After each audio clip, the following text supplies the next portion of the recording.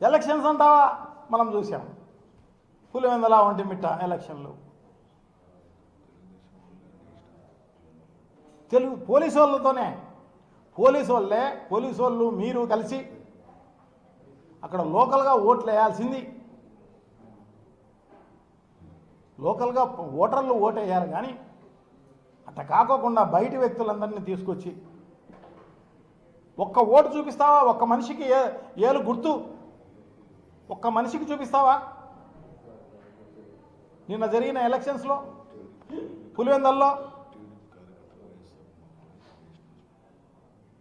TDP కార్యకర్తలకు TDP సింపథైజర్లు ఏమన్నా దొంగ ఓట్లు వేసినారేమో, కానీ మిగతా వాళ్ళందరూ కూడా వేరే నియోజకవర్గానికి సంబంధించిన వాళ్ళు.